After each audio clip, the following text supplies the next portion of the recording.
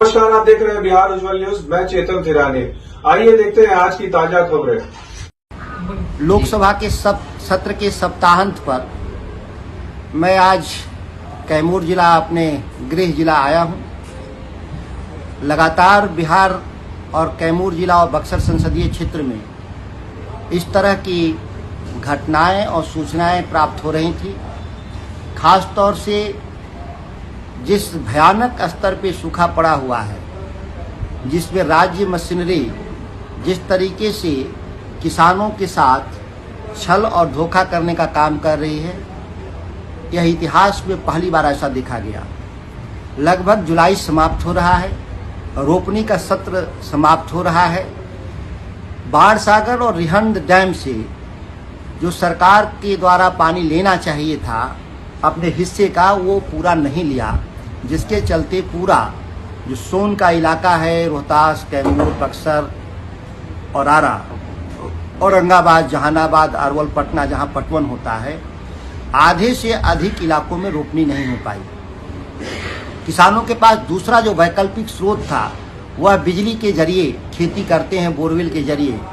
लेकिन बिहार ही एक ऐसी सरकार है जहां कहती है नीतीश कुमार की सरकार कि हमारे पास, बिहार के पास बिजली सरप्लस है, लेकिन वह सरप्लस बिजली किसानों को नहीं देना चाहती है। ऐसी निकम्मी और भ्रष्ट सरकार दुनिया में कहीं देखने को नहीं मिलेगा।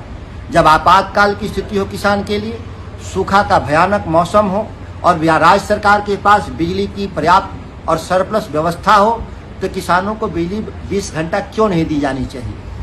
मैं 1 महीना से लगातार मीडिया के जरिए, प्रेस के जरिए और पत्र के जरिए जब मैं लगातार सवाल किया, तो सरकार नींद से जागी और कल उन्होंने 14 घंटा बिजली करने का निर्णय लिया है, 8 घंटा से बढ़ाकर। दुखद है कि 1 महीने में किसानों की जो फसल का जो नुकसान हुआ है, उस नुकसान की भरपाई कौन करेगा। मुझे उम्मीद नहीं कि बिहार में जैसी सरकार, भ्रष्ट निकम्मी सरकार बैठी है, कभी भी इस उम्मीद पर खरा उतरेगी, किसानों के नुकसान को भरपाई करेगी। नहरों में पानी की सबसे आश्चर्यजनक था कि जो विभाग के स्तर पर इस तरह का उदासीनता था कि चौंकाने वाला था। एक पत्र जाता है, कोई भी रिजर्वायर में जब पानी होता है तो एक चिट्ठी जाती है सरकार के द्वारा, सिंचाई विभाग के द्वारा, कि हमको पानी इतना क्यूसेक के हिसाब से दिया जा। लेकिन बाणसागर, रिहंद डैम में जो उत्तर प्रदेश और मध्य प्रदेश में डैम था, वहाँ पत्र नहीं गया। पत्र जो गया वो पीछे से गया, जिसके चलते पानी हमको देर से मिला। दुखद ये है कि जो राज्य के भीतर डैम है, कैमूर रोहतास के बॉर्डर पे जो करमचट डैम है, दुर्गावती जलाशय परियोजना, इसमें पानी होने के बाद भी आधी क्षमता पर नहर को चलाना किस वैज्ञानिक सोच का परिणाम है, हम लोग के समझ का बाहर है। बिहार के सिंचाई मंत्री हों, इस राज्य के मुख्यमंत्री, दोनों ही किसान नहीं हैं। और किसान नहीं होने के चलते ये पूरा जो तंत्र विकसित किया गया है बिहार के भीतर, इसको लूट का तंत्र हम लोग बोलते हैं। कोई किसानों के प्रति सिंपैथी नहीं है, संवेदना नहीं है, जिससे यह सारी दुखद घटनाएं बिहार के भीतर हो रही हैं।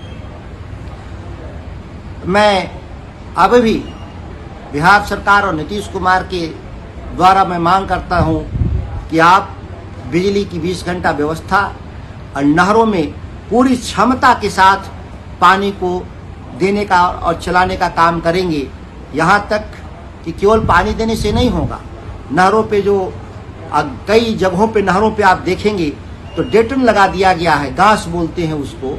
उस घास को हटाने के लिए जिला प्रशासन को भी एक्टिव करना होगा, पुलिस प्रशासन का एक्टिव करना होगा कि नहरों पे जो पानी के जो प्रवाह को जो रोकने और बाधित करने वाले लोग हैं, असामाजिक तत्व, उन तत्वों को पकड़ करके गिरफ्तार करना चाहिए कि पानी का प्रवाह अंतिम छोर तक जा सके। इसके लिए भी प्रयास करना होगा। ऐसे ही तमाम खबरों के लिए आप सभी बने रहिए हमारे साथ और देखते रहिए बिहार उज्जवल न्यूज। अब तक हमारे YouTube चैनल को सब्सक्राइब नहीं किया है तो जल्दी से सब्सक्राइब कर लीजिए। फेसबुक पेज को भी फॉलो कीजिए। वीडियो पसंद आए तो खूब लाइक कीजिए, शेयर कीजिए, कमेंट कीजिए। वीडियो देखने के लिए आप सभी का धन्यवाद।